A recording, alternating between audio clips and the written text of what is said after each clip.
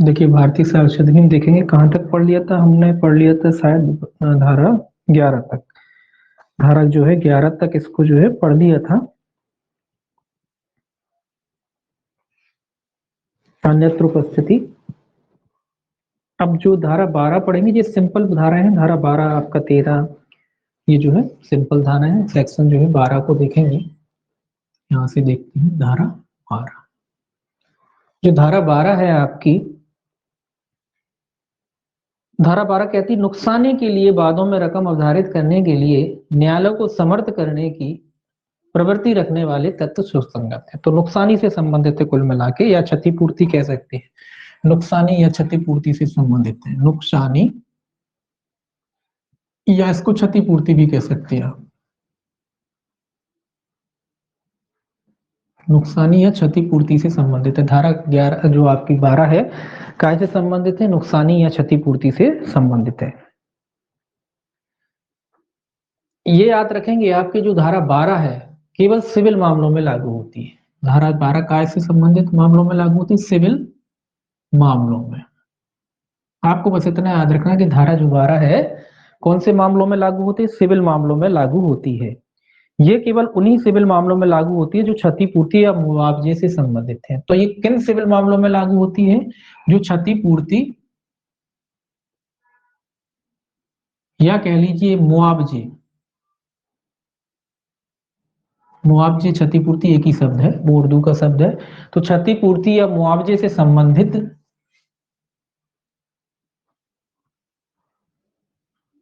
Civil मामलों में लागू होती है।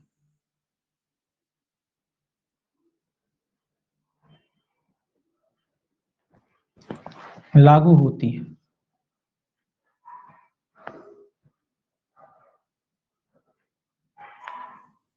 बस इतना याद रखना है आपको कि जो धारा 12 है आपकी सिविल मामलों में लागू होती है, या मुआवजे से संबंधित जो मामले हैं सिविल प्रकृति के नेचर के जो होते हैं उनमें ये धारा लागू होती है। ये भी पूछा जाता है क्वेश्चन कि धारा जो 12 है किन मामलों में लागू होती है। तो धारा 12 जो है केवल सिविल मामलों में लागू होती है, और इसकी हेडिंग पूछी जाती है कि नुकसानी को अवधारित करने वाली धारा कौन सी है? धारा जो है आपकी 12 है। नुकसानी वाले मामलों में भी यह धारा केवल तब प्रयोग में आती है जब प्रतिवादी की दोषिता साबित हो चुकी हो एवं क्षतिपूर्ति की रकम का निर्धारण करना हो। तो बात आती है कि भाई इन नुकसानी के मामलों में भी ये धारा कब लागू होती है? तब जब आप जो है प्रतिवादी की दोषिता साबित हो जाती है। प्रतिवादी, ये धारा उस समय लागू होती है जब प्रतिवादी की दोषिता साबित हो जाती है। दोषिता क्या हो जाती है? साबित हो जाती है। एवं जब क्षतिपूर्ति का निर्धारण करना। दोषिता साबित हो जाती है, बस इतना लिखिए, दोषिता साबित हो जाती है एवं क्षतिपूर्ति की रकम का निर्धारण करना है। इधर ही लिख लीजिए, एवं क्षतिपूर्ति की रकम का अवधारण करना है।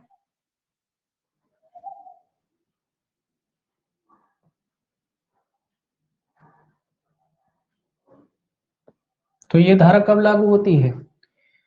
ये धारा सिविल मामलों में लागू होती है, और सिविल मामलों में भी तब लागू होती है जब प्रतिवादी की दोषिता साबित हो जाती है। उसके बाद जब न्यायालय को क्षतिपूर्ति का निर्धारण करना होता है, रकम का अवधारण करना होता है, उस समय ये धारा जो है लागू होती है।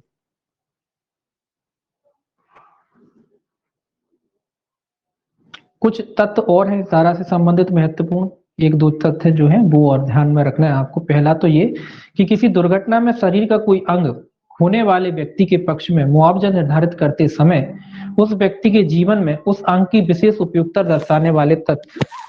मतलब अगर किसी व्यक्ति का मान लो कोई एक्सीडेंटल केस है और उस एक्सीडेंटल केस में किसी व्यक्ति के शरीर का कोई अंग अगर क्षतिग्रस्त हो जाता है तो उस अंग की जो मुआवजा निर्धारण करेंगे तो उसमें उस चीज को देखा जाएगा कि उस अंग की उपयोगिता कितनी थी। उसके आधार पर ही जो है न्यायालय द्वारा क्या निर्धारित किया जाता है? मुआवजा आदि निर्धारित किया जाता है। इसके अलावा जो मानहानि वाले मामले होते हैं या मानहानि कारक कथन वाले जो मामले होते हैं उसमें उस कथन को कितनी हानि हुई है इसके हिसाब से जो है न्यायालय द्वारा क्षतिपूर्ति की जो है रकम को जो है निर्धारित किया जाता है। इसके अलावा पीड़ित एवं मानहानि कर्ता के परस्पर आपस में क्या संबंध है, इन सारी चीजों को जो है जब न्यायालय क्षतिपूर्ति का निर्धारण करता है तो देखता है। ये तो कॉमन बातें हैं, तो इनका जो है न्यायालय क्या करता है, निर्धारण करता है। इसके अलावा संभावित नुकसान को कम करने वाले अथवा उसका कारित होने रोकने के लिए वादी को उपलब्ध अन्य विकल्प अथवा अवसर को दर्शाने वाले तथ्यों को भी ध्यान में रखा जाता है। तो जब ये न्यायालय निर्धारित करता है जुर्माने को, ये सारी चीजें कॉमन चीजें हैं। आदमी जो न्यायालय है देखता है सबसे पहले कि जो आपको क्षतिपूर्ति हुई किस तरीके की क्षतिपूर्ति हुई है, कितनी क्षतिपूर्ति, कितना मतलब मुआवजा आपको दिलाना चाहिए, है ना। आपकी मानहानि हुई है तो कितनी मानहानि, ऐसा थोड़ी ना कि आप अपने हिसाब से मांगोगे कि बोले 10 करोड़ की मानहानि होगी। हर आदमी की अपनी एक प्रतिष्ठा होती है, किसी की 10 करोड़ की हो जाती है, किसी की 10 लाख की होती है, किसी की 10 रुपए की भी नहीं होती है। तो वो न्यायालय निर्धारित करता है, वो न्यायालय देखता है कि भैया किस तरीके के आपके आपस में संबंध किस तरीके के थे। आपको जो मान लीजिए कोई क्लेम वाला केस है तो उसमें न्यायालय देखता है कि जो दुर्घटना हुई उसमें जो अंग विकार आपको हुआ है उसकी क्या उपयोगिता थी। इसके अलावा न्यायालय ये भी देखता है कि भाई जो क्षतिपूर्ति के अलावा अन्य कौन से विकल्प हैं जो आपको दिलाए जा सकते हैं। तो उन सारी चीजों को ध्यान में रखते हुए न्यायालय क्या करता है, क्षतिपूर्ति का जो है अवधारण करता है। तो ये केवल इसमें इतना याद रखना है। इसके बाद जो है धारा 13 देखना है। धारा 13 जो है रूढ़ियों से संबंधित, तो रूढ़ी एवं अधिकारों से संबंधित जो तथ्य हैं उनको सुसंगत बनाया गया है धारा 13 में। रूढ़ी और अधिकार तो केवल याद रखेंगे रूढ़ी से संबंधित। ये क्वेश्चन आता है कि धारा 13 काय से संबंधित है, रूढ़ियों से संबंधित है। रूढ़ी क्या लिखा है, जबकि अधिकार या रूढ़ी या अधिकार, मैंने उल्टा लिया कोई दिक्कत नहीं, अधिकार ठीक है। तो रूढ़ी और अधिकारों से संबंधित जो है प्रश्न का जो है धारा 13 जो है सुसंगत घोषित करती है। ये तो आप जानते हैं कि भाई रूढ़ी क्या होती है। रूढ़ी क्या होती है, रूढ़ी क्या होता है, जब कोई प्रथा लंबे समय से चली आ रही होती है, निरंतर चली आ रही होती है, लंबे समय के साथ साथ निरंतर, जब कोई प्रथा निरंतर या लंबे समय से चली आ रही होती है तो वो प्रथा क्या बन जाती है, रूढ़ी का रूप धारण कर लेती है। तो ऐसे तथ्यों को ये धारा 13 है क्या करती है, सुसंगत घोषित करती है। उनके आधार पर अगर कोई बात आती है तो उसको जो है धारा 13 क्या करती है, सुसंगत घोषित करती है। रूढ़ी का अर्थ होता है निरंतर चलने वाली। तो ऐसी कोई प्रथा जो निरंतर चली आ रही होती है वो रूढ़ी का रूप धारण कर लेती है। एक मंदिर है, आप उस पर जाते रहते हो, एक गांव का पूरा गांव जाता है, सदियों से चला आ रहा है, तो वो क्या बन जाएगा, वो रूढ़ी बन जाएगी, एक प्रथा बन जाएगी, है ना। तो रूढ़ी प्रथा उसी को कहते हैं। ठीक, यह धारा केवल किसी रूढ़ी या अधिकार के अस्तित्व के प्रसंगत होने पर ही लागू होती है। तो ये धारा कब लागू होती है, जब रूढ़ी या कह लीजिए अधिकार या कह लीजिए रूढ़ी या उसका अस्तित्व, कह लीजिए अस्तित्व के प्रसंगत होने पर ही लागू होती है, प्रसंगत होने पर ही लागू होती है।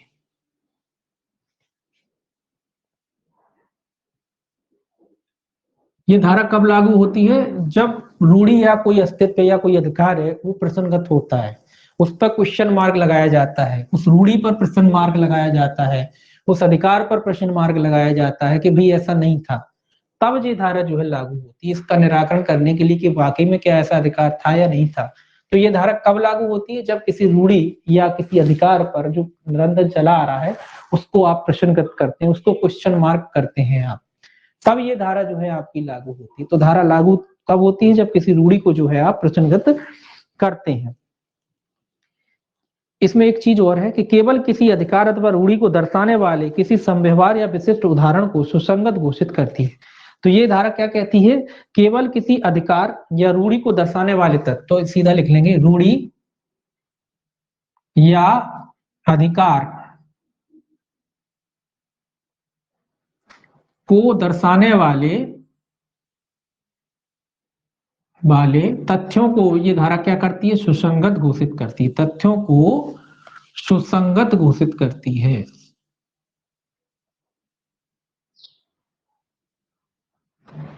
ये आपको याद रखना है। ये धारा किन तथ्यों को सुसंगत घोषित करती है, जो किसी रूढ़ी या कोई अधिकार जो होते हैं, रूढ़ी या अधिकार जो होते हैं उनको दर्शाने वाले तथ्य, ये याद रखना है, दर्शाने वाले तथ्य, जिससे ये पता पड़े कि हाँ ऐसा होता था, जिससे ये कंफर्म हो कि हाँ भाई ऐसा होता था। कई लोगों के उदाहरण हो सकते हैं, कई लोग पुराने बुजुर्ग हो सकते हैं, उनके बयान हो सकते हैं, है ना, लोग जा रहे हैं वर्षों से वो, या मान लो कभी कोई लड़ाई झगड़ा हुआ हो मतलब उस रूढ़ी के मामले में, तो इस तरीके के मतलब उन सबको दर्शाने वाले जो तथ्य होते हैं, उनको दर्शाने वाले जो फैक्ट होते हैं, उसको ये क्या करती है धारा सुसंगत घोषित करती है। तो रूढ़ी या अधिकार को दर्शाने वाले जो तथ्य होते हैं उसको ये धारा क्या करती है, सुसंगत घोषित करती है। ये किस बाद में कहा गया, ये एक बाद है सूरजमणि बनाम दुर्गाचरण। सूरजमणि है ये, सूरजमणि, सूरजमणि, ये सूरजमणि का एक बाद था, ये 1900 आपका 2001 का बाद है, बनाम दुर्गाचरण, दुर्गाचरण हंसदा, हंसदा, हंसदा 2001 का मामला है।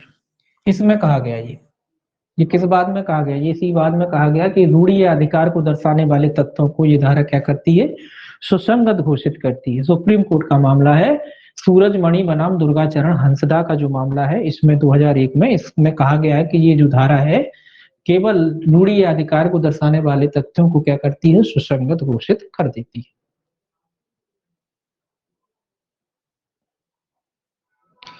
इसके अलावा धारा 13 के तहत जो सबूत जो है कहते हैं, या जो साक्ष्य कहते हैं जिसे हम, तथ्यों को सुसंगत घोषित करने को, तो या कह लीजिए सबूत को सुविधाजनक बनाने के लिए, या कह लीजिए साक्ष्य को सुविधाजनक बनाने के लिए दो तथ्यों को जो है सुसंगत घोषित किया गया है। पहला तो उन संव्यवहारों को दर्शाने अथवा खंडन करने वाले तथ्य, पहला कौन सा तथ्य है, उन संव्यवहार मतलब जो घटना जिस पर आधारित है उससे रिलेटेड जो संव्यवहार है, संव्यवहारों को दर्शाने वाले तथ्य,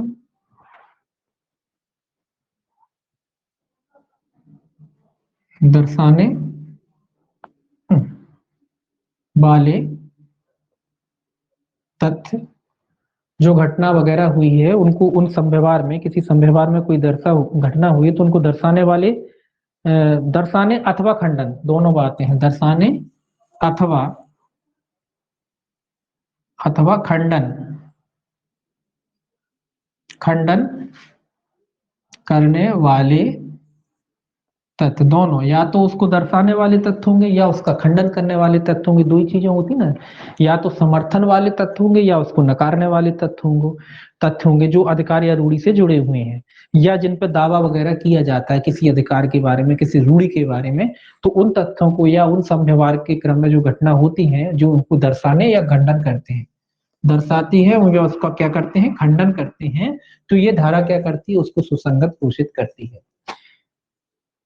जो रूढ़ी वगैरह हुई है या जो कोई अधिकार वगैरह है उनसे संबंधित या उनके संव्यवहार में जो भी घटनाएं हुई हैं जो उनको दर्शाती हैं या उनका खंडन करती हैं, तो उनको जो दर्शाने वाले या खंडन करने वाले जो तथ्य हैं या जिन पे दावा किया जाता है, उनको दावाकृत जो तथ्य है उनको ये धारा क्या करती है, मान्यता देती है।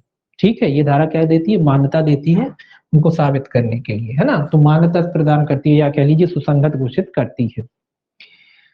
अगला कहता है वे विशिष्ट उदाहरण जिसमें प्रसंगत अधिकार या रूढ़ी दावाकृत, मान्यकृत या प्रयुक्त या विवादित, प्रख्यात या प्रख्यात की गई थी। तो विशिष्ट उदाहरण, वे विशिष्ट उदाहरण सीधा लिख लेंगे, वे विशिष्ट उदाहरण जिसमें प्रसंगत अधिकार, जिसमें प्रसंगत अधिकार, ये तो आपके बैरक में ही मिलेगा, प्रसंगत अधिकार, प्रसंगत अधिकार मतलब जिस पे विवाद है, ऐसा कोई अधिकार जिस पर विवाद है, कि विवाद आपका जो भी रूढ़ी पे है, जिस पर प्रसंगत अधिकार या रूढ़ी, अधिकार या रूढ़ी दोनों ही चीज है, या रूढ़ी, प्रसंगत अधिकार या रूढ़ी जिस पर आप दावा करें हैं या मान्यता दावाकृत, मान्यकृत, दावाकृत, मान्यकृत, दोनों चीजें आ गई, दावाकृत, मान्यकृत या प्रयुक्त विवादित, दावाकृत, मान्यकृत, प्रयुक्त विवादित,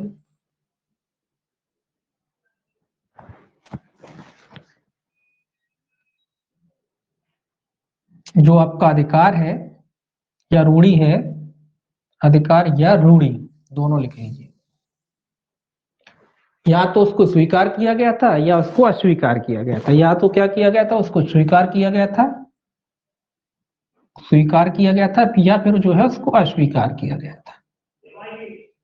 इन तथ्यों को भी ये धारा क्या करती है, सुसंगत घोषित करती है। मतलब जो भी प्रसंगत आपका जो मैटर है, अधिकार या रूढ़ि से जुड़ा हुआ, जिस पे दावा किया गया था या मान्यता उसको दी गई थी, उसमें जो प्रयुक्त विवादित अधिकार था उसको कि किसी ने स्वीकार किया था, किसी ने अस्वीकार किया था, ये सारे तथ्यों को ये धारा क्या करती है, सुसंगत घोषित करती है। इसमें उदाहरण भी लिखा है। प्रश्न यह है कि क्या का एक मीन क्षेत्र पर अधिकार है। मीन क्षेत्र मतलब मछली पकड़ने का जो अधिकार है, उस पर जो है कह रहा है कि भैया अधिकार है या नहीं है। मतलब पीढ़ी के वाला बात हो रही, रूढ़ी वाला, कि भाई हमारे परिवार के लोग ही पकड़ते आए हैं, उसकी बात हो रही है। तो का के पूर्वजों को मीन क्षेत्र प्रदान करने वाला एक विलेख का के पिता द्वारा उस मीन क्षेत्र का बंधक, का के पिता द्वारा उस बंधक से अनमोल पाक्षिक अनुदान, विशेष उदाहरण जिसमें का के पिता ने अधिकार का प्रयोग किया था, जिनमें अधिकार का प्रयोग का के पड़ोसियों द्वारा रोका गया था, सुसंगत तथ्य। तो ये कुल मिला के ये कह रहा है कि मान लो एक विवाद है कि भैया जो मीन क्षेत्र था वो हमारे परिवार को मिला था, मतलब उस तालाब वगैरह रहा होगा, उसमें से केवल हमारे परिवार वालों को जो है मछली वगैरह पकड़ने का जो है अधिकार था। विवाद यही है कि जो अधिकार है रूढ़िगत है, बोले हमको मिला है, वो सदियों से हम बोले उस क्षेत्र में जो है, उस तालाब में जो है मछलियां पकड़ते आ रहे हैं। तो ये कह रहा है उनको दर्शाने वाले तथ्य, एक या तो विलेख, जो विलेख वगैरह निष्पादन किया गया था, जिसके बदले में जो है उनको वो राइट दिया गया था, निष्पादन किया गया था। इसके अलावा जब उसके पिता द्वारा, जो उनके पूर्वज होंगे, पिताजी, दादाजी, पिताजी जो भी रहे हों, उनके द्वारा जब मछली पकड़ने जा रहे थे तो पड़ोसी वगैरह जो थे उन्होंने रोका था, उनको रोका था कि भाई तुम नहीं पकड़ो। इस तरीके का जो विवाद हुआ था, तो दोनों ही बातें कह रहे हैं ना। तो इस तरीके का जो विवाद वगैरह हुआ था, ये सारे तथ्य क्या है, सुसंगत है। सुसंगत का मतलब है रिलेवेंट है, इनका साक्ष्य दिया जा सकता है, क्योंकि इनके साक्ष्य से ये तय होगा कि ये जो अधिकार है रूढ़िजन है या नहीं है। तो इन तथ्यों का जो क्या है, न्यायालय में साक्ष्य दिया जा सकता है।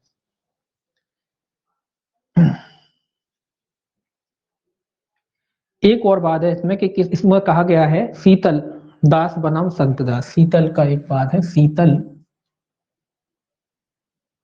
शीतल का वाद है ये, शीतल दास वर्सेस जो है आपका, ये कहता है संत दास 1954, संत दास 1954 का जो है मामला है सुप्रीम कोर्ट का। 1954 का मामला है सुप्रीम कोर्ट का। ये इस बात में क्या कहा गया, इस बात में कहा गया कि किसी मामले में रूढ़िगत अधिकार का दावा किया जाना, किसी मामले में, इस बात में कहा गया किसी मामले में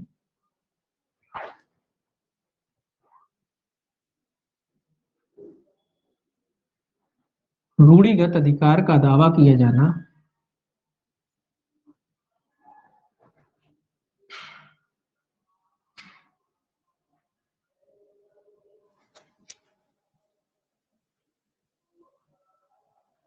इस बात में कहा गया कि किसी मामले में रूढ़िगत अधिकार का दावा किया जाना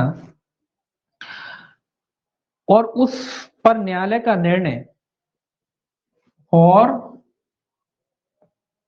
उस पर न्यायालय का निर्णय का निर्णय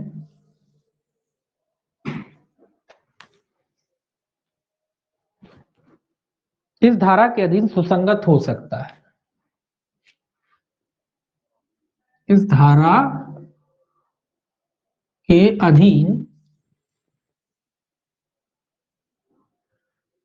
क्या हो सकता है, सुसंगत हो सकता है।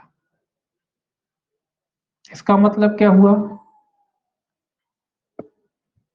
इसका मतलब ये हुआ कि जो भी रूढ़िगत अधिकार था, जिसमें कभी कोई विवाद रहा होगा और ये लोग न्यायालय में गए होंगे और न्यायालय ने अपना कोई फैसला या कोई निर्णय सुनाया होगा, वो निर्णय भी जो है इस अभी जो विवाद है फिलहाल में, उस विवाद के मामले में वो निर्णय भी क्या हो सकता है, सुसंगत हो सकता है। यानी उसका भी साक्ष्य दिया जा सकता है। जो पूर्व में आपका न्यायालय में विवाद रहा हो, आपके पुरखों के बीच में रहा हो, मान लो आपके दादा परदादाओं के बीच में कोई विवाद रहा हो, उसके बाद वो न्यायालय गए हो और न्यायालय ने कोई निर्णय, जजमेंट सुनाया हो, तो वो जजमेंट भी जो है आज जो आप जिस रूढ़ी के बारे में बात कर रहे हैं, उस रूढ़ी के बारे में वो निर्णय क्या हो सकता है, सुसंगत हो सकता है। धारा 13 के। ये किस बात में कहा गया? ये आपके शीतलदास बनाम संतदास के बाद में कहा गया। तो इस बात को भी आप याद रखें, ये क्वेश्चन भी बन सकता है इस पे, क्या न्यायालय का निर्णय जो है रूढ़िगत अधिकारों के मामले में सुसंगत हो सकता है? बिल्कुल हो सकता है, क्योंकि किस बात में कहा गया?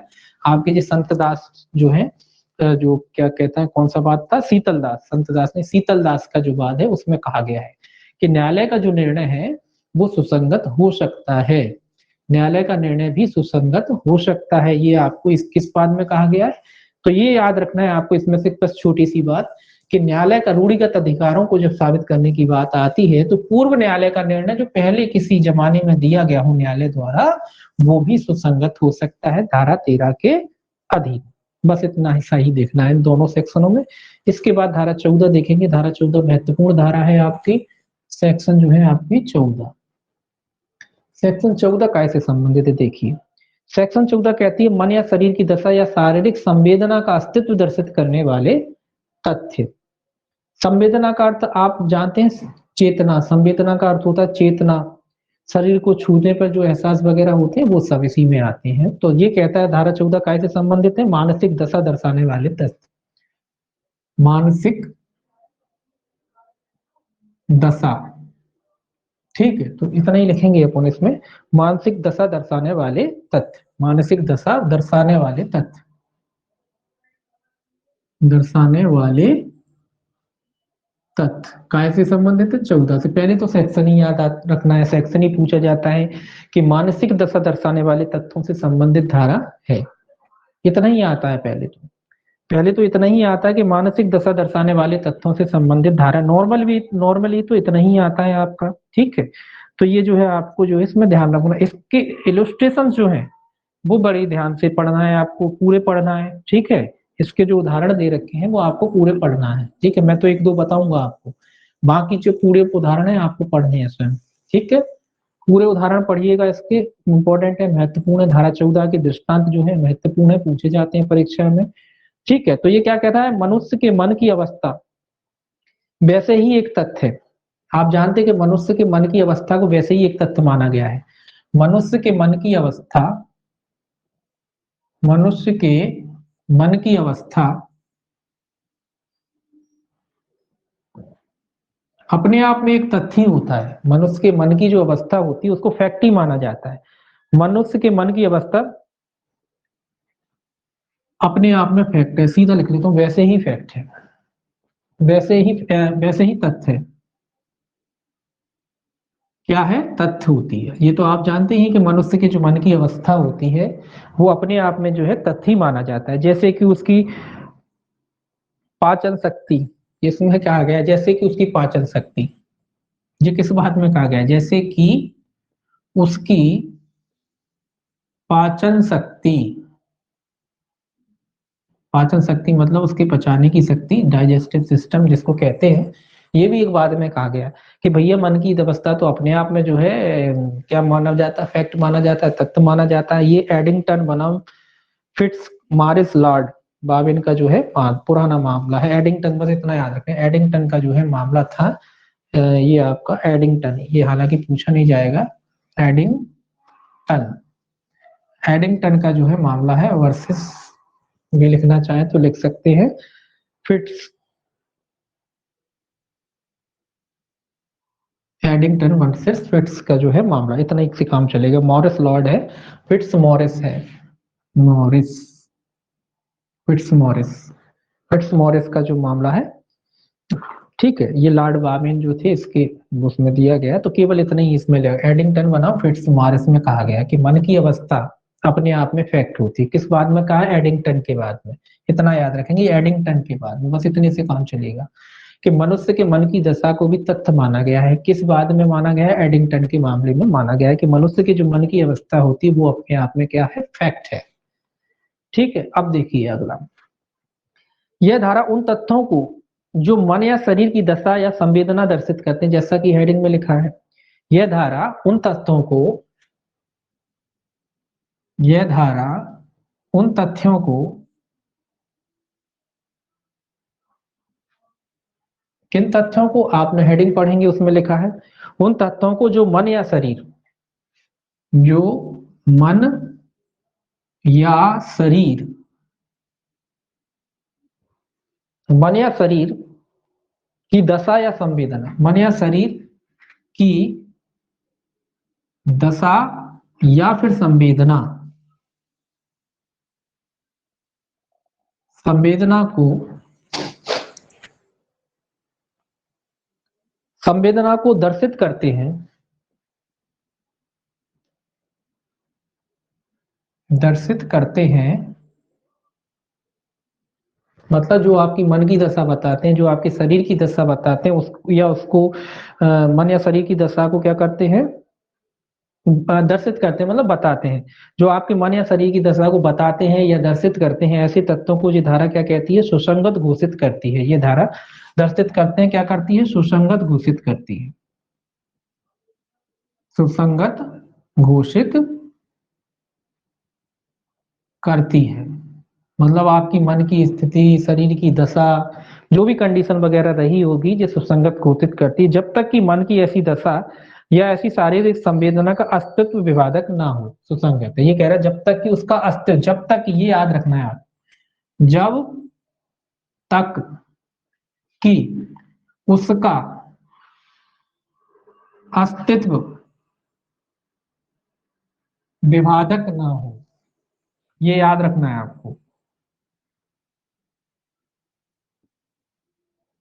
मतलब साधारणतः तो मन या शरीर की दशा आपकी जो है सुसंगत घोषित करती, जब तक कि उसका अस्तित्व भी विवादक ना हो। मतलब जिस चीज पर आप बात कर रहे हो, ये अस्तित्व, वही अपने आप में विवादक है, मतलब उसी का निराकरण करना है पहले तो, तब तक उस पहले अगर यही विवादक है तो पहले तो इसका निराकरण होगा ना, अगर यही विवादक है तो फिर नहीं। ठीक है, तो ये दशा जो आपकी मन या शरीर की जो दशा है, उसको सुसंगत घोषित करती है जब तक कि उसका अस्तित्व ही विवादक ना हो। मतलब विवादक है भैया कि भाई वो ऐसी चीज हुई नहीं है, उसका मतलब अस्तित्व की बात कि भाई वो ऐसा कुछ है ही नहीं, तब दिले।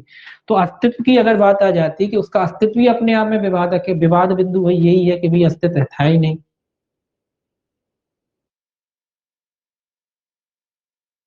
दर्शाने वाले तथ्य क्या है, इस धारा के तहत सुसंगत होते हैं। अगर उसका अस्तित्व भी अपने आप में जो है प्रश्न चिन्ह है तो बात अलग है। अगर उसका अस्तित्व भी अपने आप में प्रश्न चिन्ह हो जाता है तो फिर बात अलग हो जाती है। बाकी अन्य दशा में जो है, इस जो मन या शरीर की दशा या संवेदना दर्शाने वाले जो तत्व होते हैं, वो सुसंगत होते हैं। धारा 14 के जो है इस सिद्धांत पर काम करती है कि जब किसी अभियुक्त का आशय विवादक हो तो उसका अभिकथन अपराध के पूर्व या पश्चात के संव्यवहार उसके आशय के सबूत के रूप में ग्रह होते हैं। धारा 14 किस सिद्धांत पर काम करती है, धारा 14 जो है का सिद्धांत क्या है, धारा 14 का सिद्धांत क्या कहता है कि, या कह लीजिए किस मेथड पर ये काम करती है। ये धारा कहती है कि किसी अभियुक्त का आशय विवादक हो, किसी अभियुक्त का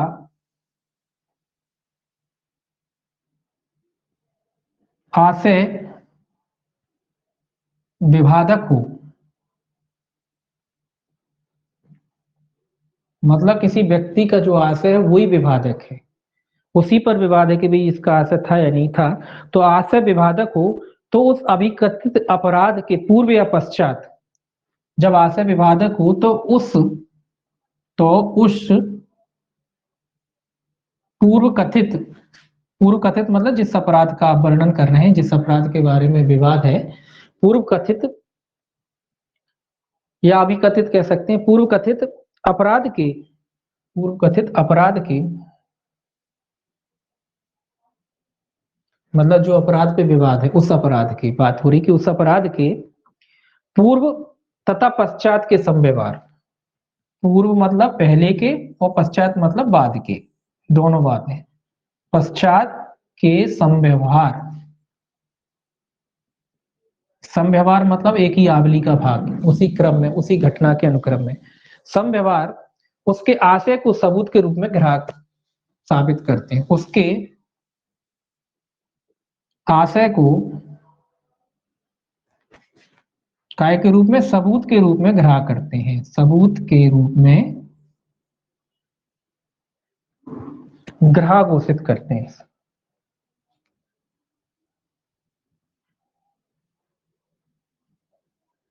ये आपको याद रखना है इसमें।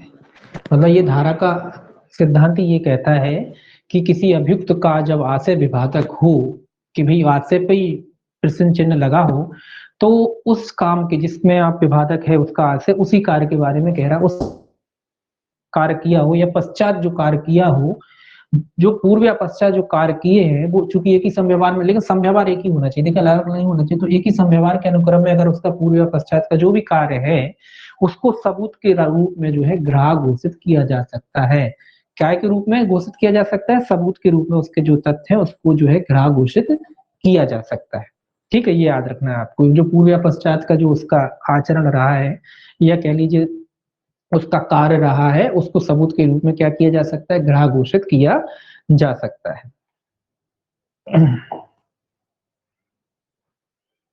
अब बात आती है, कई लोग कहेंगे भाई ये काय में लागू होती है, ये धारा जो है काय में लागू होती है। तो देखिए जहाँ कुछ धाराएं तो आप जानते हैं कि इस एविडेंस में कुछ धाराएं ऐसी हैं जो सिविल मामलों में लागू होती हैं, और कुछ धाराएं ऐसी हैं जो केवल आपराधिक मामलों में लागू होती हैं। इसके अलावा अधिकतर जो धाराएं दोनों ही मामलों में लागू होती हैं। तो ये धारा भी उन्हीं में से एक है कि ये दो धारा जो है आपकी दोनों मामलों में लागू होती है। ऐसा नहीं कि केवल क्रिमिनल में लागू होगी, सिविल में लागू नहीं होगी। तो दोनों में सामान्यतः जो सिविल और आपराधिक दोनों मामलों में लागू होती है। सामान्यतः बात करी जाए तो ये जो धारा है दोनों मामलों में लागू होती है। यद्यपि जो है आशय और ज्ञान का जब प्रश्न है तो आपराधिक मामलों में घटित होता है, लेकिन अगर आशय और ज्ञान की बात करें तो वो केवल आपराधिक मामलों में ही होता है ना। सामान्यतः ये धारा दोनों मामलों में लागू होती है। सामान्यतः यह धारा सिविल और आपराधिक दोनों मामलों में लागू होती है। सिविल एवं आपराधिक दोनों मामलों में लागू होती है।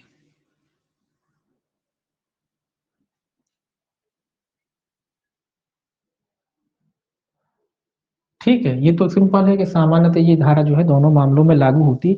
लेकिन अगर आप आशय और ज्ञान की बात करें, आशय और अगर अपन ज्ञान की बात करें तो ये तो जानते ही हैं कि आप आशय और ज्ञान क्या है, केवल क्रिमिनल मामलों में होता है, आपराधिक मामलों में होता है।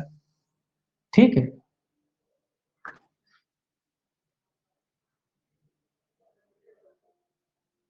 आशय और ज्ञान केवल आपराधिक मामलों का विषय है। ठीक है, हालांकि ये धारा दोनों मामलों में लागू होती है, लेकिन आशय ज्ञान का जो प्रश्न है वो केवल आपराधिक मामलों में घटित होता है। किंतु कुछ सिविल मामलों में भी मन की दशा यानी कपट, मिथ्या व्यपदेशन, उपेक्षा, ये आते ना। कपट आपका आता है, मिथ्या व्यपदेशन आदि। आप इसको अपन डिटेल में नहीं लिखेंगे। तो कपट, मिथ्या व्यपदेशन, इस तरीके के जो शब्द आते हैं, या उपेक्षा भी आती है, इस तरीके के जो शब्द हैं, तो ये सिविल मामलों में जो है ये सिविल का मैटर हो जाता है। तो इस तरीके के मामले हैं तो उसमें जो है ये धारा लागू हो जाती है। ठीक है, विदेशपूर्ण आशय, विदेशपूर्ण आशय है, तो इस तरीके के जो शब्द हैं आपके सिविल में हो जाते हैं। तो सामान्यतः बस इतना याद रखें, ये धारा जो है आपकी दोनों मामलों में जो है लागू हो जाती है। अब ये धारा का उद्देश्य क्या, ये धारा क्या कहती है? ये धारा कहती है कि जब मन की दशा को साबित करना हो, क्या साबित करना हो? मन की दशा, मन की दशा को साबित करना हो,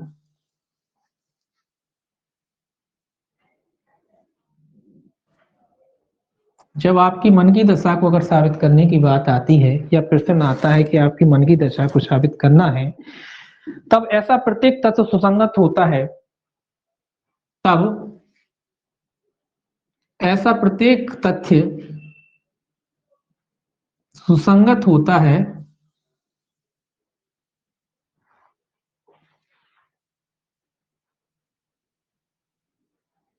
ऐसा प्रत्येक तथ्य क्या होता है? सुसंगत होता है या सुसंगत होगा, जिससे उस दशा का अनुमान लगाया जा सके, जिससे उस तथ्य का अनुमान लगाया जा सके।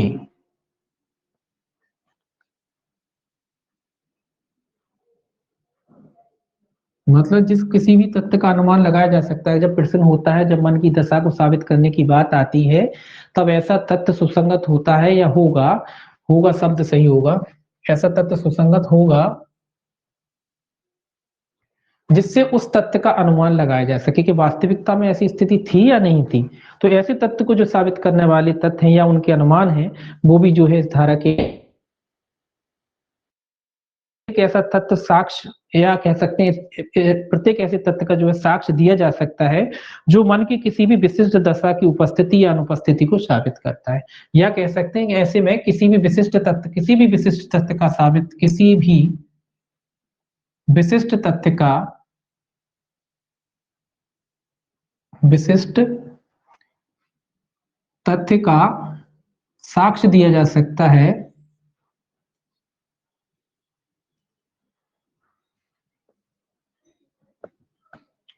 किस विशिष्ट तथ्य का साक्ष्य दिया जा सकता है, उस विशिष्ट तथ्य का जो है साक्ष्य दिया जा सकता है जो मन की किसी विशिष्ट दशा की उपस्थिति या अनुपस्थिति दर्शाता है। जो मन की किसी विशिष्ट स्थिति मन की किसी विशिष्ट स्थिति या अनुपस्थिति, मन की किसी विशिष्ट स्थिति की उपस्थिति या अनुपस्थिति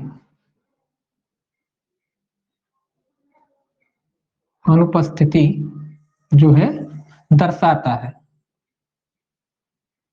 ये भी याद रखना है कि किसी भी जो तथ्य है, उसका फैक्ट है, उसके मन की जो किसी विशिष्ट स्थिति की उपस्थिति और अनुपस्थिति दर्शाता है। बस इतना याद रखना है आपको। तो बस मन की स्थिति की जो उपस्थिति और अनुपस्थिति दर्शाते हैं, ऐसे तथ्य भी क्या होते हैं, आपके सुसंगत होते हैं। इनका भी जो है साक्ष्य दिया जा सकता है। इसके बाद जो है इसमें स्पष्टीकरण देखें। पहला स्पष्टीकरण कहता है, पहले स्पष्टीकरण के अनुसार मन की दशा सुसंगत होने पर भी केवल वे ही तत्व सुसंगत होंगे जो उस विशिष्ट मामले में उस विशिष्ट मामले में उस व्यक्ति की मानसिक दशा के अस्तित्व को दर्शाते हैं। ये क्या कह रहा है? ये कह रहा है कि मन की दशा सुसंगत होने पर भी, अगर मन की दशा सुसंगत है तब भी केवल वे ही तत्व सुसंगत होंगे जो विशिष्ट मामले में उस व्यक्ति की मानसिक दशा के अस्तित्व को दर्शाते हैं। मतलब जिससे जुड़े हैं, मानसिक दशा को दर्शाते हैं केवल उतने ही तत्व, भले ही वो मानसिक दशा सुसंगत है, लेकिन सुसंगत का अर्थ ये नहीं होता कि कुछ भी आप पेश कर दोगे। अगर वो मामला सुसंगत है तब भी वो तत्व सुसंगत कम होंगे उस विशिष्ट मामले में उस व्यक्ति की। तो विशिष्ट मामला अगर कोई पर्टिकुलर मामला है तो उसी से संबंधित जो है वो तथ्य होना चाहिए। उसकी मानसिक स्थिति उस विशिष्ट तथ्य या विशिष्ट मामले से ही संबंधित होनी चाहिए, तभी आप जो है उसका साक्ष्य दे सकते हैं। इसका स्पष्टीकरण जो एक है उसका आधार ये है कि ये आवश्यक नहीं कि प्रायः बेईमान या लापरवाह रहने वाला व्यक्ति किसी विशिष्ट मामले में भी बेईमान या लापरवाह रहा हो। मतलब एक कोई व्यक्ति बेईमान अगर है या लापरवाह है तो आप ये नहीं कह सकते कि वो हर मामले में बेपरवाह और लापरवाह रहा हो। मतलब वो जो घटना घटित है उसमें भी उसने बेईमानी बरती हो या उसमें भी उसने लापरवाही बरती हो। अगर एक आदमी बेईमान है या लापरवाह है तो आप ये नहीं कह सकते कि हर मामले में वो बेईमान होगा, हर मामले में वो लापरवाह होगा, ऐसा नहीं कह सकते आप उसको, है ना। कोई घटना घटित होती है तो आप ये नहीं लगा सकते कि भैया ये तो बेईमान है, ये तो हर मामले में, भले ही बेईमान रहा हो, भले ही लापरवाह रहा हो, इसका मतलब ये नहीं कि हर घटना में उसको आप बेईमान मान लो या हर मामले में आप उसको बेईमान मान लो या लापरवाह मान लो। इसका ये आधार है। स्पष्टीकरण 2 क्या कहता है? जबकि किसी अपराध के विचारण में उस अभियुक्त द्वारा किसी अपराध का पहले कभी किया जाना सुसंगत हो तब इस धारा के अंतर्गत ऐसे व्यक्ति की पूर्व दोष सिद्धि का साक्ष्य सुसंगत होगा। ये कहता है कि उसकी पूर्व दोष सिद्धि का साक्ष्य भी जो है दिया जा सकता है। ये किस बाद में कहा गया है? इसका भी एक बाद है, क्वीन इम्प्रेस का बाद है। क्वीन वर्सेस जो है आपका इम्प्रेस, क्वीन बनाम इम्प्रेस का जो है बाद जो है क्वीन इम्प्रेस ही है। क्वीन इम्प्रेस, क्वीन बनाम इम्प्रेस नहीं, क्वीन इम्प्रेस है। क्वीन इम्प्रेस वर्सेस है, क्वीन इम्प्रेस वर्सेस केसी दास। केसी दास के नाम से आता है ये,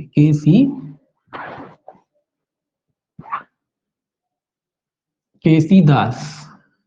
क्वीन इम्प्रेस बनाम केसी दास का जो है बाद है कलकत्ता का वाद है। क्वीन इम्प्रेस बनाम केसी दास, कलकत्ता का जो वाद है, इसकी डेट मुझे ध्यान नहीं है, हाँ के बाद पर आधारित है। ये क्या इससे संबंधित है? पूर्व दो सिद्धि का साक्ष्य दिया जा सकता है। ये कहते हैं पूर्व दो सिद्धि का साक्ष्य सुसंगत होता है। धारा जो है आपकी कौन सी पढ़ना, 14 के अधीन पूर्व दोष सिद्धि का साक्ष्य सुसंगत होता है। इसमें कहा गया पूर्व दोष सिद्धि का जो है का साक्ष्य क्या होता है? सुसंगत होता है। साक्ष्य सुसंगत होता है। कौन से बाद में कहा गया? इसी बाद में कहा गया, क्वीन बनाम इम्प्रेस या केसी दास के बाद में कहा गया कि जो पूर्व दो सिद्धि का जो साक्ष्य होता है वो क्या होता है? सुसंगत होता है। ये इस बात में कहा गया, ये आपको याद रखना है, ठीक है, इसको याद रख लेंगे। इसके अलावा धारा 14 में कई दृष्टांत हैं। कई दृष्टांतों को फिर अलग अलग जो है बांटा गया है कि कौन से दृष्टांत आपको खुद को देखना। मैं इक्का दुक्का आपको दृष्टांत बताऊंगा। पहला दृष्टांत देखिए। पहला दृष्टांत कहता है का चुराया हुआ माल है जानते हुए कि वह चुराया गया है प्राप्त करने का अभियुक्त है। यह साबित कर दिया जाता है कि उसके कब्जे में कोई विशिष्ट चुराई हुई चीज भी थी। मतलब एक चोरी का अभियुक्त है कि भैया उसने वो चीज चुराई, और ये साबित हो जाता है कि उसके पास जो है चुराई गई कोई चीज थी। यह तथ्य कि उस समय उसके कब्जे में कई अन्य चुराई हुई चीजें थी यह दर्शित करने की प्रवृत्ति रखने वाले होने के नाते सुसंगत है कि जो चीजें उसके कब्जे में थी उसमें से हर एक और सबके बारे में वह जानता था कि वह चुराई हुई है। मतलब क्या साबित होता है कि जो काम उसने किया वो जानबूझकर किया, या वो जो है चोरी का जो है व्यापार करता है, इससे ये साबित होता है। तो जो ज्ञान ज्ञान से दर्शित है ये मतलब वो जानता था वो व्यक्ति, मतलब कि जो चीज उसके पास पाई जा रही है वो चोरी की। कुल मिला के उसको इस बात का ज्ञान था कि जो चीजें वो बेच रहा है वो कैसी हैं? चोरी की हैं। इससे क्या स्पष्ट होता है? इससे उसका ज्ञान स्पष्ट होता है। इससे पता पड़ता है कि वो व्यक्ति क्या है, चोरी की चीजें बेच रहा है, वो जानता था, क्योंकि उसके पास और भी उसी प्रकार की जो है संपत्ति या जो है चीजें थी जो चोरी की थी। ठीक है, तो इससे स्पष्ट होता है। एक आध दो उदाहरण देख लीजिए। एक उदाहरण कुत्ते वाला देख लीजिए। खा के कुत्ते द्वारा जिसका हिंसक होना खा जानता था किए गए नुकसान के लिए खा पर का वाद लाता है। वे तथ्य कि कुत्ते ने पहले भा माँ और या को काटा था, यह कि उन्होंने खा से शिकायत की थी, सुसंगत है। ये क्या कह रहा है? मान लो आपका कोई कुत्ता है, आप पालते हो, आपके कुत्ते को किसी को आपके कुत्ते ने जो है काट लिया, उसके बाद वो व्यक्ति आपके खिलाफ वाद लाता है और इस बात का साक्ष्य दिया जाता है कि जो आपका कुत्ता है वो पहले से हिंसक प्रवृत्ति का रहा है, उसने मोहल्ले के दो चार लोगों को और काटा है। तो इसका मतलब क्या है? इसका मतलब ये है कि आपको इसका ज्ञान था कि आपका कुत्ता जो है हिंसक है और आपकी उसमें लापरवाही रही है। तो ये सारे तथ्य जो है इन चीजों से जो है साबित होते हैं। इसके सारे उदाहरण इंपॉर्टेंट है, सभी को पढ़ना है ना। सारे उदाहरण आपको क्या करने हैं? पढ़ने हैं। बाकी आप पढ़ेंगे इसके उदाहरण, बाकी सारे उदाहरण आप इसके पढ़ेंगे। एक या दो उदाहरण पढ़े, बाकी पढ़ना पड़ेंगे आपको, सभी पढ़ेंगे, सभी धारा 14 से संबंधित है और सारे के सारे महत्वपूर्ण है, कोई भी नहीं छोड़ना आपको, एक भी नहीं छोड़ना है, ठीक है। अब धारा 15 और देख लीजिए, सेक्शन 15। उदाहरण मत छोड़ देना कि भाई बात गई बोले नहीं पढ़ा, नहीं, घर पे तो पढ़ना ही पड़ेगा ना। तो उदाहरण पढ़ेंगे आप, पूरे उदाहरण पूरे दृष्टांत जो है उसके पढ़ेंगे, आपको पढ़ने पड़ेंगे, इंपॉर्टेंट है, महत्वपूर्ण है, पूछे जाते हैं। इलस्ट्रेशन से पूछे जाते हैं परीक्षाओं में। अब देखेंगे हम, वो काफी दे रखे हैं, ठीक है। 15 कहता है कार्य आकस्मिक या सासे था, इस पर प्रकाश डालने वाले तथ्य। कार्य जो है आकस्मिक था या सासे। आकस्मिक मतलब भैया आकस्मिक हो गया या फिर जानबूझकर आपने किया, मतलब वैसे ही हो गया या फिर जानबूझकर किया। तो कार्य आकस्मिक था या जानबूझकर किया गया। कार्य आकस्मिक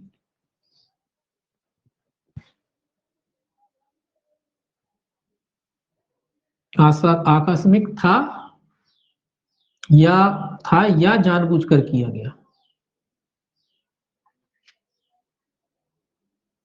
मतलब ये है कि जो घटना घटी वो ऐसा तो नहीं कि मतलब नॉर्मली जो मतलब आपका कोई उद्देश्य नहीं है वैसी हो गई, या फिर आपने उसको जानबूझकर अंजाम दिया, उसकी बात कह रहा है। तो धारा 15 इसी से संबंधित है कि जो कार्य जो किया गया है वो जानबूझकर किया गया है या फिर मतलब लापरवाही से वैसे ही हो गया, मतलब उसमें आपका कोई दोष नहीं है, उस पर प्रभाव डालता है। धारा 15 के अधीन किसी व्यक्ति के साथ समरूप घटनाओं के घटित होने की श्रृंखला सुसंगत होती है। समरूप घटनाओं की समरूप घटनाओं की श्रृंखला। समरूप घटनाएं मतलब एक सी घटनाएं होती चली आ रही है। इसमें उदाहरण भी बहुत अच्छा है। समरूप घटना मतलब एक सी घटनाएं आपके साथ होती चली जा रही है। उदाहरण भी इसमें एक दे रखा है कि भैया एक व्यक्ति जो बीमा कराता है अपने घर का, उसके बाद उसमें आग लगती है, फिर वो बीमा कंपनी से पैसा लेता है, फिर दोबारा बीमा कराता है, फिर घर में आग लगती है, फिर वो कर पैसे लेता है, फिर वो तीसरी कंपनी से कराता है, मतलब इस तरीके से चलता रहता है। इसका मतलब ये है कि भैया जो समरूप मतलब एक सी जो घटना है उन्हीं मतलब जो आग लग रही है कोई ऐसा तो नहीं कि जानबूझ के लगाई जा रही हो, कोई आपका उद्देश्य हो कि भाई अलग अलग बीमा कंपनियों से बीमा कराएंगे फिर लेंगे। तो इन तथ्यों को जो धारा जो है 15 क्या करती है, सुसंगत घोषित करती है। यानी इन तथ्यों का क्या दिया जा सकता है, साक्ष्य दिया जा सकता है।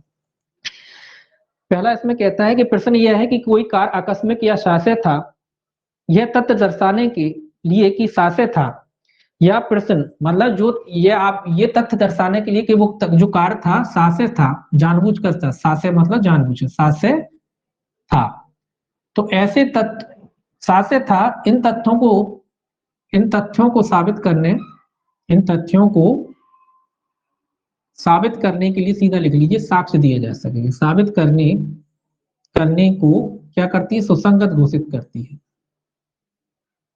सुसंगत घोषित करती है। मतलब इस तथ्य आप साबित कर सकते हो कि जो घटना हो रही है वो जानबूझकर हो रही है। ऐसा नहीं है कि भैया नॉर्मली हो रही हो, नॉर्मली नहीं हो रही है, जानबूझकर की जा रही है। तो इन तथ्यों को साबित करने को भी क्या कहेगा, सुसंगत घोषित किया है। यानी कह लो कि इन तथ्यों का भी क्या दिया जा सकता है, साक्ष्य दिया जा सकता है, जिससे ये स्पष्ट होता है कि ये घटना जो है स्वाभाविक नहीं है, इसको जानबूझकर किया जा रहा है। तो ऐसे तथ्यों को साबित करने का जो है साक्ष्य धारा 15 के अधीन दिया जा सकता है। बात आती है दूसरा कि जो कार्य किया गया था विशिष्ट आशय या ज्ञान के साथ किया गया था, नहीं, विशिष्ट आशय एवं ज्ञान, विशिष्ट आशय एवं ज्ञान मतलब जो काम आप कर रहे हैं उसका आपको विशिष्ट आशय या ज्ञान था या नहीं। तो ऐसे तथ्यों को जो है ये पूर्ववर्ती समरूप कार्य किया गया था, तो उन तथ्यों को भी ये धारा क्या करती है, सुसंगत घोषित करती है। मतलब कोई कार्य विशिष्ट आशय या ज्ञान के साथ किया गया था, उसके समरूप जो भी घटनाएं हुई हैं, मतलब एक पैरेलल जो घटनाएं हुई हैं, एक के बाद एक जो घटनाएं हुई हैं, उन सबको साबित करने के लिए जो है साक्ष्य दिया जा सकता है। ये धारा 15 उनको क्या करती है, सुसंगत घोषित करती है।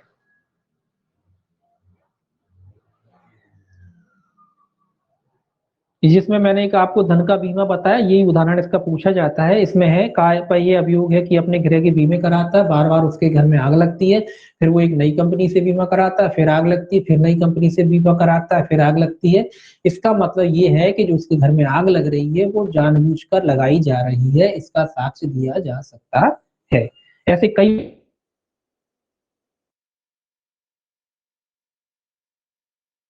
15 है, या धारा 15 ही कह लीजिए, आर बनाम रिचर्डसन के मामले पर जो है, एक मिनट,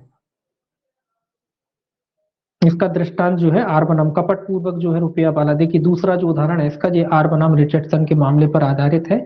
खाको कपट पूर्वक कूटकृत रुपया परिधान करने का उपयुक्त है। मतलब कूटकृत मतलब फर्जी मान लीजिए, नकली मान लीजिए उस नोट को, या कह लीजिए मुद्रा मान लीजिए जो नकूटकृत है, नकली है एक तरीके से, उसको देने का जो है अभियुक्त है। यह तथ्य कि खाको परिधान के तुरंत पहले या पीछे काने गा घा और डा को कूट कर, मतलब उससे पहले जो आपको मान लो कोई व्यक्ति ने जो है नकली करेंसी दी, उससे पहले वो कई औरों को भी वो है नकली करेंसी दे चुका था। तो इस बात का साक्ष्य दिया जा सकता है कि ये व्यक्ति जो है जानबूझ करके जो है नकली करेंसी देता है, लोगों को ठगता है। तो ये जो बात है वो आपका आर बनाम रिचर्डसन की बात पर आधारित है। आर बनाम वर्सेस जो है रिचर्डसन का जो है मामला, रिचर्डसन,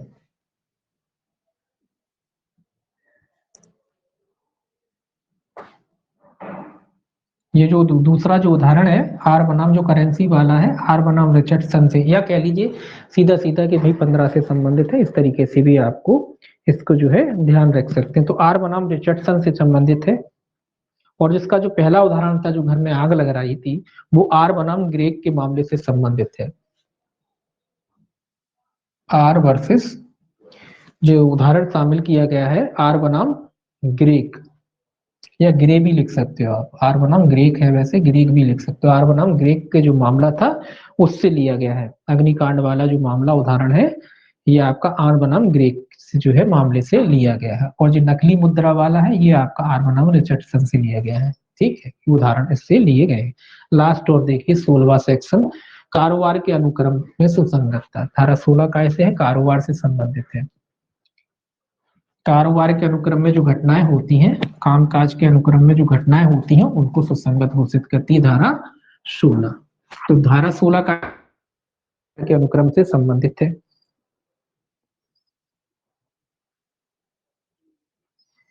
धारा 16 देखिए, धारा 16 का ऐसे संबंधित है, आपकी धारा 16 है कारोबार के अनुक्रम की सुसंगतता। तो कारोबार लिख लीजिए बस, कारोबार ये कहता है कारोबार या कामकाज के अनुसरण में जो घटनाएं होती है उनको सुसंगत घोषित करती है धारा 16। इतना ही पूछा जाता है वैसे तो इसमें।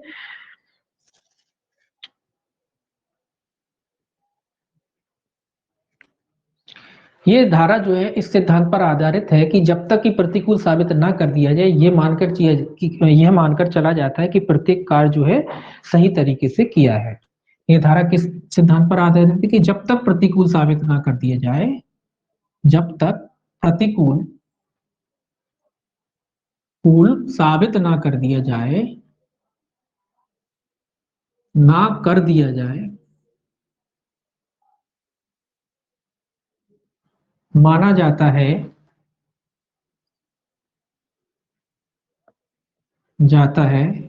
कि वह कार्य सही तरीके से किया गया है।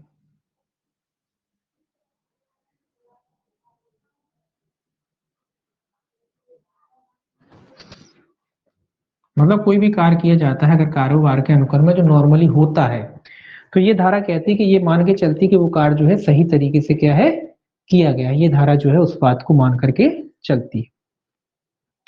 तो ये कहता है कि जब प्रश्न यह है कि कोई विशिष्ट कार्य किया गया था, तब उस कारोबार के ऐसे किसी भी अनुक्रम के अस्तित्व जो सुसंगत होगा उस विशिष्ट कार्य के किए जाने के स्वाभाविक रूप से किए जाते हैं। तो उसका अस्तित्व सुसंगत हो, मतलब जो नॉर्मली जो कारोबार के अनुक्रम में जो कार्य किए जाते हैं उसके अस्तित्व से जुड़ा कोई प्रश्न वगैरह है कि अगर प्रश्न आपका क्या है, प्रश्न ये है कि कोई कार्य किया गया है, नहीं कार्य सीधा लिख लेते हैं, कार्य किया गया है, किया गया है, विशिष्ट कार्य, कोई विशिष्ट, ठीक है इधर ही कार्य किया गया, कोई विशिष्ट कार्य, कोई विशिष्ट कार्य किया गया है, किया गया था या किया गया है, किया गया था कहेंगे अपन, किया गया था, इस तरीके का अगर कोई प्रश्न है, ये प्रश्न है आपका कि कोई विशिष्ट कार्य किया गया था, ठीक है, तब उस कारोबार के किसी भी अनुक्रम का अस्तित्व सुसंगत होगा। तब यहां से लिख लेते हैं, तब उस कारोबार के अनुक्रम का, कारोबार के अनुक्रम मतलब उसी घटना में जो नॉर्मली होती है, एक चिट्ठी आती है, मान लीजिए किसी कारोबार में लेटर पोस्ट होते हैं, एक जगह से एक व्यक्ति उठाता है फिर उनको रखता है, तो जो नॉर्मली काम चलता है कि फाइलें आ रही हैं जा रही हैं, तो उस तरीके से अगर उस कार्य को किया जाता है, विशिष्ट कार्य को किया जाता है, तो उस अनुक्रम का अस्तित्व भी क्या होता है, अनुक्रम का अस्तित्व, ये धारा क्या करती है, उसको सुसंगत घोषित करती है। अस्तित्व, इसमें उदाहरण भी है, अस्तित्व को क्या करती है धारा, सुसंगत घोषित करती है, यानी केवल उसका साक्ष्य दे सकते हैं। उदाहरण के लिए इसमें कई भी उदाहरण भी है, जैसे कि प्रश्न यह है कि क्या एक विशिष्ट पत्र प्रेषित किया गया, मतलब पत्र जो है भेजा गया था या नहीं भेजा गया था। ये तथ्य की कारोबार का यह साधारण अनुक्रम था, मतलब उसका अनुक्रम है कि नॉर्मली जो लेटर जो है था कि वो सभी पत्र जो किसी खास स्थान में रख दिए जाते थे, डाक में डाले जाने के लिए ले जाए जाते, मतलब कोई स्थान होगा, कोई स्थान वगैरह निश्चित होगा कि भाई इधर रख दिए जाते हैं, वहां से उठा के जो है उनको लेटर बॉक्स में जो है डाल दिया जाता है। तो अगर वो उसका अनुक्रम था तो उनको दर्शित करने वाले जितने भी तथ्य हैं वो क्या होंगे, सुसंगत होंगे। थोड़ा सा और देख लीजिए, बस खत्म ही होने वाला है। प्रसंगत विशिष्ट कार्य के पूर्ववर्ती एवं पश्चातवर्ती सभी अनुक्रम जो है इस धारा के अंतर्गत सुसंगत होते हैं, मतलब उसके पूर्ववर्ती और पश्चातवर्ती जितने भी अनुक्रम हैं जो कारोबार के अनुक्रम में किए जाते हैं, पूर्ववर्ती हो या पश्चातवर्ती हो, वो सारे के सारे इस धारा के अधीन क्या माने जाते हैं, सुसंगत माने जाते हैं।